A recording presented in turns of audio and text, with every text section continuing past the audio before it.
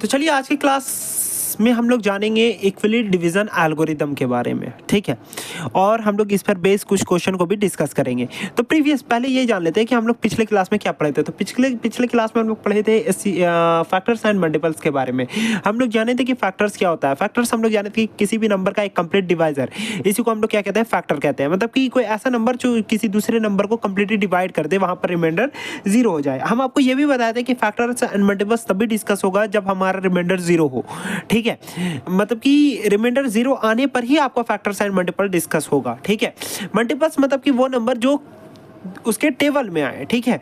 जैसे कि 2 का मल्टीपल्स क्या क्या हो सकता है, 2, 4, 6, 8, 10, 12 एंड सो ऑन। ये सारे जो है वो 2 के क्या है, मल्टीपल्स है। मतलब कि ये सारे नंबर जो है वो 2 के टेबल में आते हैं, तो इसलिए ये 2 के मल्टीपल्स हो गए। और फैक्टर्स मतलब कि वो जो उसको कंप्लीटली डिवाइड कर दे। जैसे कि अगर हम लोग 25 को 5 के साथ डिवाइड करेंगे तो यहाँ पर कंप्लीट डिवीजन होगा, रिमाइंडर नहीं बचेगा।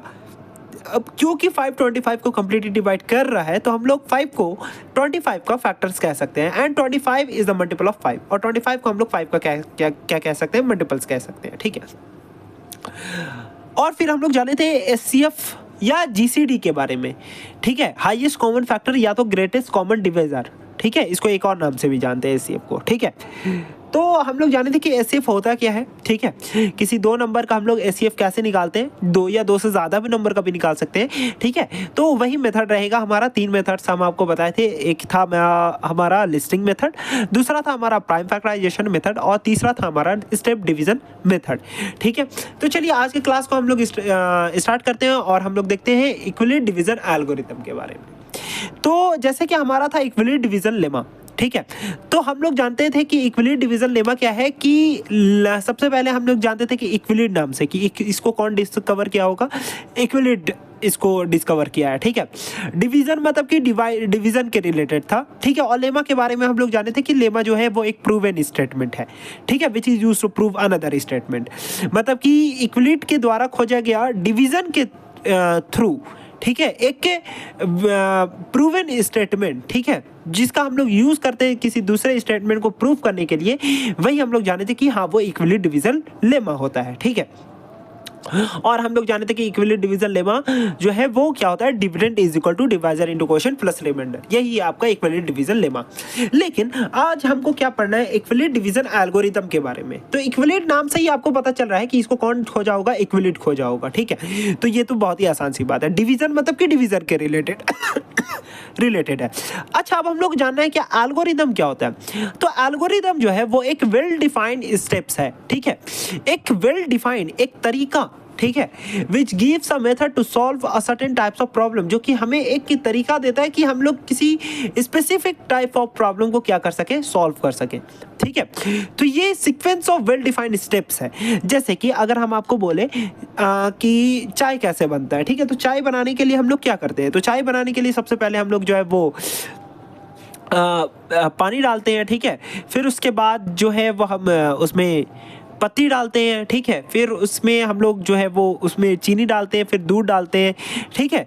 फिर उसके बाद हम लोग थोड़ा सा उसके ऊपर मतलब कि ये दे देते हैं थोड़ा स्मेल के लिए, पता है। तो इस तरीके से हम लोग जो है वो चाय बनाते हैं, ठीक है। तो चाय बनाने का क्या है, आपको एक मतलब कि वेल डिफाइंड स्टेप्स है। यहाँ पर ये एक तरीका है, आप आगे पीछे नहीं कर सकते। आप ऐसा नहीं कि पानी डाले नहीं, आप डायरेक्टली पत्ती डाल रहे हो, ठीक है। तो ऐसे नहीं करते, मतलब कि पहले पानी डालते हैं, फिर उसके बाद पत्ती डालते हैं, पानी को पहले गर्म करते हैं, फिर उसके बाद पत्ती डालते हैं। तो ये एक वेल डिफाइंड स्टेप्स है, ठीक है। आप आगे पीछे नहीं कर सकते। अगर आगे पीछे करोगे तो वो सॉल्व नहीं होगा, चाय बनेगा नहीं, ठीक है। वैसे आप कुछ भी, जैसे कि आप कोई भी आप समझ लो, जैसे कि घर बनाने से पहले हम लोग पहले ईंटा रखना स्टार्ट करते हैं, ठीक है। अब विदाउट ईंटा मतलब कि रूम वगैरह सब पहले से स्ट्रक्चर पहले तैयार होता है, उससे भी पहले हम लोग जो है वो उसका घर का नक्शा निकालते हैं, ठीक है। तो ये एक वेल डिफाइंड स्टेप्स है। अगर आप इस स्टेप्स को फॉलो नहीं करोगे तो आपका क्या होगा, गलती होगा। तो उसी तरीके से आपका क्या है, एल्गोरिदम भी आपका ये एक वेल डिफाइंड मतलब कि वेल डिफाइंड स्टेप्स है, ठीक है, जिसका हम लोग यूज करते हैं किसी सर्टेन टाइप्स ऑफ प्रॉब्लम को सॉल्व करने के लिए। तो ये समझ में आया कि आपको एल्गोरिदम क्या होता है। तो मतलब कि इक्विलिट डिवीजन एल्गोरिदम क्या है, तो इक्विलिट के द्वारा खोजा गया डिवीजन के रिलेटेड या डिवीजन के थ्रू एक वेल डिफाइंड स्टेप्स, ठीक है, इसी को क्या कहते हैं हम लोग, इक्विवेलेंट डिवीजन एल्गोरिदम कहते हैं। तो आपको आई होप आपको यहाँ पर जो है वो इक्विवेलेंट डिवीजन एल्गोरिदम के बारे में समझ आया। अच्छा, अब इक्विवेलेंट डिवीजन एल्गोरिदम है क्या? We can find the HCF of two or more then to number. हम लोग जानते थे कि हम लोग जो है एचसीएफ दो या दो से ज़्यादा नंबर का हम लोग एचसीएफ फाइंड किए हैं, ठीक है, by using equivalent division algorithm, ठीक है। तो इक्विवेलेंट डिवीजन एल्गोरिदम के थ्रू हम लोग दो या दो से ज़्यादा नंबर का एचसीएफ फाइंड कर सकते हैं। यह इसका यूज़ है, इक्विवेलेंट डिवीजन एल्गोरिदम का ये यूज़ है कि हम लोग इक्विवेलेंट डिवीजन एल्गोरिदम का यूज़ करके एचसीएफ फाइंड कर सकते हैं दो या दो से ज्यादा नंबर का। जैसे कि अगर हम आपको बोले, जो आप स्टेप डिवीजन पढ़े थे, जो आप डिवीजन मेथड पढ़े थे, स्टेप डिवीजन मेथड, जिससे आप किसी भी नंबर का एचसीएफ निकाल रहे थे, ठीक है, अगर हम आपको शॉर्ट में कहें तो यही आपका इक्विवेलेंट डिवीजन एल्गोरिदम था, ठीक है। जैसे कि हम आपको बताएं, ये चीज आप पहले से जानते थे कि डिविडेंड बराबर divisor into quotient plus remainder, ये चीज जानते थे। लेकिन इस चीज का नाम क्या था? इस चीज का, ये चीज आप पहले से जानते थे, ठीक है, मतलब छोटे क्लास से ही हम लोग जानते हैं कि ये जो है वो क्या था। हम जानते हैं कि dividend is equal to divisor into quotient plus reminder.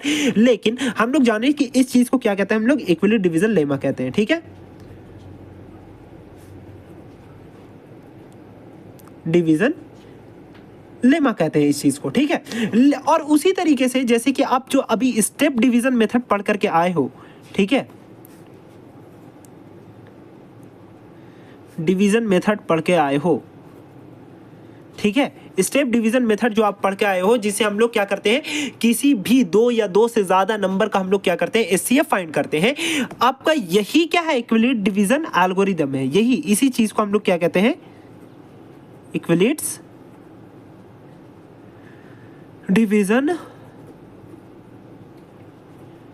तो इक्विवेलेंट डिवीजन कुछ और नहीं बल्कि ये एक स्टेप डिवीजन मेथड का एक फैंसी नेम कह सकते हैं हम लोग, ठीक है, एक नया नाम कह सकते हैं, जिसको अब हम लोग जाने कि इसको हम लोग क्या कहते हैं, इक्विवेलेंट डिवीजन एल्गोरिदम कहते हैं। हालांकि हम इस स्टेप डिवीजन मेथड को छोटे क्लास से ही हम लोग एचसीएफ निकालना सीख चुके थे स्टेप डिवीजन मेथड से, बट हम लोग जो है वो इसका जो एक्चुअल जो नेम है या इसको कौन डिस्कवर किया वो नहीं जानते थे। तो वो जो है वो इसको हम लोग इक्विवेलेंट डिवीजन एल्गोरिदम के नाम से जानते हैं। तो ये आपको यहाँ पर ये बात समझ में आया होगा। और इक्विवेलेंट डिवीजन एल्गोरिदम का हम लोग क्या चीज़ में यूज़ करते हैं, एचसीएफ निकालने में यूज़ करते हैं, क्योंकि हम लोग स्टेप डिवीजन मेथड से क्या फाइंड करते हैं, एचसीएफ ही तो फाइंड करते हैं, दो या दो से ज़्यादा नंबर का, ठीक है।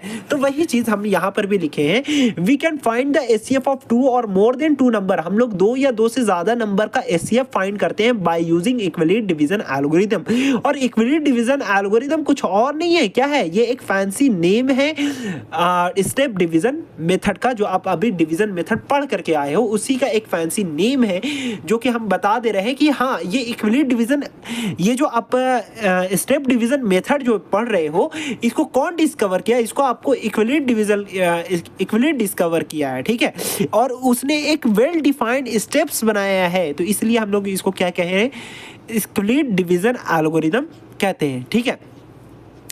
तो ये इक्विवेलेंट डिवीजन एल्गोरिदम जो है वो एक एप्लीकेशन है, यूज है इक्विवेलेंट डिवीजन लेमा का। मतलब पहले जो है वो इक्विवेलेंट क्या किया, इक्विवेलेंट जो है वो पहले इक्विवेलेंट डिवीजन लेमा बनाया। मतलब कि वो देखा इस चीज को, वो ऑब्जर्व किया कि जब भी हम लोग किसी एक नंबर को किसी दूसरे नंबर के साथ जब हम लोग डिवाइड करते हैं तो वहां पर dividend is equal to divisor into quotient plus remainder, ये हमेशा ये चीज को क्या करता है, फॉलो करता है हर बार, ठीक है। तो ये उसने इक्विवेलेंट, इसका क्या नाम दे दिया, इक्विवेलेंट डिवीजन लेमा नाम दे दिया, ठीक है। और उसी तरीके से उसने इक्विवेलेंट डिवीजन लेमा का यूज करके स्टेप डिवीजन मेथड को बनाया। और उसने इस मेथड को बनाया इसलिए वो उसका क्या नाम कर दिया ना, नाम क्या रख दिया, वो उसका इक्विवेलेंट डिवीजन एल्गोरिदम नाम रख दिया, ठीक है। तो इक्विवेलेंट डिवीजन एल्गोरिदम और कुछ नहीं बल्कि ये एक फैंसी नेम है, इक्विवेलेंट फैंसी नेम है स्टेप डिवीजन मेथड का। तो आपको यहां पर ये बात समझ में आ गया होगा कि इक्विवेलेंट डिवीजन एल्गोरिदम क्या होता है। तो अब यहाँ पर अब हम लोग डायरेक्टली क्वेश्चन पे आएंगे, क्योंकि अब इक्विवेलेंट डिवीजन एल्गोरिदम होता क्या था वो आप समझ गए, ठीक है, कि आपका ये कुछ और नहीं स्टेप डिवीजन मेथड ही है, ठीक है। लेकिन क्योंकि हम लोग इसको जो है एक्चुअल नेम से नहीं जानते थे, बस खाली हम लोग स्टेप डिवीजन मेथड हम लोग कर देते थे, लेकिन इसको कौन बनाया, ठीक है, और इसको कहते क्या वो हम लोग नहीं जानते थे। इसको जो है वो इक्विवेलेंट डिवीजन एल्गोरिदम कहते हैं। एल्गोरिदम मतलब भी बता दिया, एल्गोरिदम मतलब होता है एक वेल डिफाइंड स्टेप्स, ठीक है, जिससे हम किसी सर्टेन टाइप्स ऑफ प्रॉब्लम को सॉल्व करते हैं, ठीक है। एक वेल डिफाइंड स्टेप मतलब कि स्टेप बाय स्टेप जो चीज हम लोग करते हैं, आगे पीछे नहीं, मतलब कि जब भी हम लोग सीढ़ी चढ़ते हैं तो पहला सीढ़ी होता है, फिर दूसरा, फिर थर्ड, फोर्थ, फिफ्थ, इस तरीके जो हम लोग स्टेप बाय स्टेप जो हम लोग सीढ़ी चढ़ते हैं, फिर बाद में जब हम ऊपर जाते हैं तो यही ये एक क्या है, वेल डिफाइंड स्टेप्स है, जिससे हम लोग किसी सर्टेन टाइप्स ऑफ प्रॉब्लम को क्या करते हैं, सॉल्व करते हैं। तो इसको हम लोग कहते हैं एल्गोरिदम, ठीक है। और इक्विवेलेंट डिवीजन एल्गोरिदम ये सेम है, क्या है, मतलब कि स्टेप डिवीजन मेथड ही है ये, ठीक है, उसका एक फैंसी नेम। तो आपको यहाँ पर इक्विवेलेंट डिवीजन एल्गोरिदम के बारे में समझ में आ गया। चलिए अब हम लोग इस पर कुछ बेसिक क्वेश्चन जो है वो डिस्कस करते हैं। पहला क्वेश्चन है, using equivalent division algorithm find the HCF of 210 and 55। अच्छा, इक्विवेलेंट डिवीजन एल्गोरिदम का क्या चीज में एप्लीकेशन है? एप्लीकेशन मतलब कि यूज, इसका यूज क्या चीज में करते हैं हम लोग? एचसीएफ फाइंड करने के लिए इसका यूज करते हैं, इक्विवेलेंट डिवीजन एल्गोरिदम का। अच्छा, ये बहुत ही आसान तरीका है। अच्छा, अगर हम कह सकते हैं कि ये जो इक्विवेलेंट डिवीजन एल्गोरिदम है, और या तो हम लोग इसको स्टेप डिवीजन मेथड भी कह सकते हैं, तो ये बहुत ही एक क्या बोलते हैं, नॉन रिस्की तरीका है, जिससे हम लोग किसी भी नंबर का एचसीएफ फाइंड कर सकते हैं। मतलब कि यहाँ पर गलती होने के चांसेस बहुत ज्यादा कम है। आपका हो सकता है कि आपका लिस्टिंग मेथड में आप लिस्ट बनाना भूल गए, या किसी नंबर का लिस्ट आप शायद नहीं लिख पाए, तो वहां पर गलती हो सकता है। प्राइम फैक्टराइजेशन मेथड में गलती हो सकता है, क्योंकि नंबर हमेशा इजी नहीं होगा, कोई बड़ा नंबर भी हो सकता है। अगर बड़ा नंबर हुआ तो आपको उसको प्राइम फैक्टराइजेशन करना रहता है, तो वो थोड़ा लेंथी भी हो जाता है। लेकिन ये जो आपका स्टेप डिवीजन मेथड है, या तो इक्विवेलेंट डिवीजन एल्गोरिदम जो है ये मेथड, ठीक है, जब हम लोग एचसीएफ फाइंड करते हैं, तो यहाँ पर एचसीएफ गलत आने के चांसेस बहुत ज़्यादा कम हो जाते हैं, गलती के चांसेस बहुत ज़्यादा कम हो जाते हैं, और आपका आंसर जो है वो हमेशा एक्यूरेट और सही आता है, ठीक है। और ये एक इजी तरीका भी है वो सब तरीके से, मतलब कि लिस्टिंग मेथड से, मतलब कि एक एक नंबर का लिस्ट बनाओ, क्योंकि छोटा नंबर है, ठीक है, चल जा रहा है, लेकिन अगर बड़ा नंबर हुआ तो, ठीक है, तो वो वहां पर मुश्किल हो जाता है, ठीक है, वहां पर प्राइम फैक्टराइजेशन करना मुश्किल हो जाता है बड़े बड़े नंबर का, ठीक है। तो वहां पर मुश्किल ना हो जाए, इसलिए हम लोग जो है वो स्टेप डिवीजन मेथड का यूज करते हैं, या तो फिर हम लोग जो है क्या बोलते हैं, मतलब कि स्टेप डिवीजन मेथड का हम लोग यूज करते हैं, या तो इक्विवेलेंट डिवीजन एल्गोरिदम का हम लोग क्या करते हैं, यहाँ पर यूज करते हैं। तो आपको यहाँ पर ये बात समझ में आ गया। चलिए अब हम लोग देखते हैं इस पर कुछ बेस क्वेश्चन। तो पहला जो क्वेश्चन है वो हमारा है,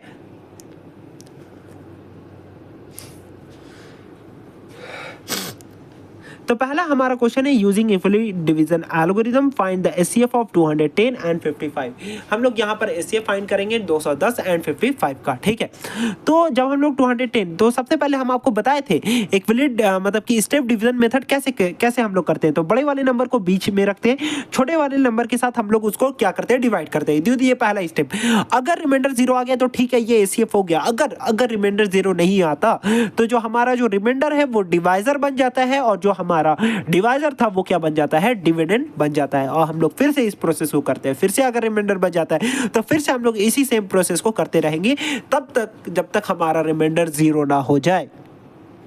और जो हमारा जो लास्ट डिवाइजर होगा वही हमारा क्या होता है, एचसीएफ होता है, ठीक है। अगर हम लोग यहाँ पर देखें, जब हम लोग 210 को बीच में रखेंगे, 55 के साथ इसको डिवाइड करेंगे, तो 55 3 टाइम्स में क्या आ जाएगा, 165। जब हम लोग इसको सबट्रैक्ट किए, 45 आया, रिमाइंडर बच गया। अब ये रिमाइंडर हमारा क्या हो जाएगा, डिवाइजर बन जाएगा, और जो हमारा डिवाइजर था वो क्या बन जाएगा, डिविडेंड बन जाएगा। फिर से हम लोग डिवाइड करेंगे, फिर से हमारा रिमाइंडर आ गया 10। अब ये जो रिमाइंडर था वो हमारा डिवाइजर बन जाएगा, और जो हमारा डिवाइजर था वो हमारा डिविडेंड बन जाएगा। फिर से हम डिवाइड करेंगे, और ये फिर से रिमाइंडर आ गया, और फिर से ये रिमाइंडर क्या बन जाएगा, हमारा डिवाइजर के तौर पर बन जाएगा, और जो हमारा प्रीवियस डिवाइजर था वो डिविडेंड के तौर पर आ जाएगा। फिर से हम लोग यहाँ पर डिवाइड करेंगे, और फाइनली हमारा जो रिमाइंडर है वो लास्ट में 0 आ जाएगा।